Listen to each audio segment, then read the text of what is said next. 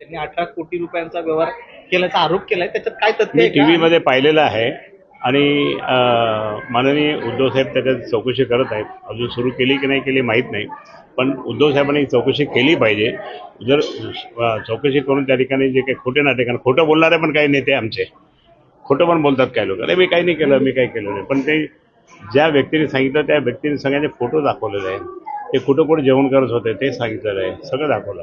त्यामुळे उद्धव साहेबांनी अशा लोकांवर कारवाई केली पाहिजे असे माझे स्पष्ट मत आणि मी त्यांना विनंती करेन.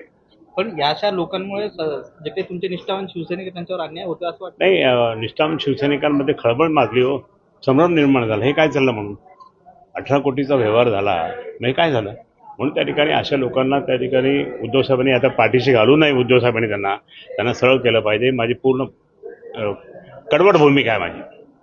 त्याच्या संदर्भात तुम्ही काय पाठपुरावा करणार? नाही, मी आता एकदम जाणार आहे.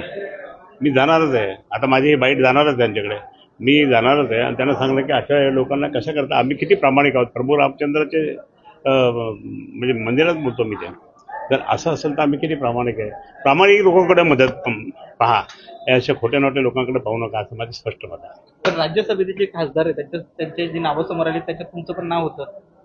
नाही, मी जास्त आग्रह का केला नाही. मी उद्धव साहेबांना पत्र पण दिलं होतं. आग्रह या करणार की मागच्या वेळेसही प्रियंका चतुर्वेदी यांना दिल्यानंतर मी चूप बसलो होतो, पण आता परत त्यांचं नाव आलं होतं. परंतु आम्ही आमचं पण नाव ते दिलं होतं. परंतु शरद पवार साहेबांचं नाव आल्यानंतर मग आम्ही म्हटलं नाही, शरद पवार साहेब हे मोठे नेते आहेत आणि जर महाविकास आघाडी टिकवायची असेल तर शरद पवार साहेबांना दिलेलं चांगलं आहे. पण आता पुन्हा संधी मिळाली पाहिजे तुम्हाला असं वाटतं? नाही, संधी तर मिळेल ना, नशीब आहे आपलं मोठं.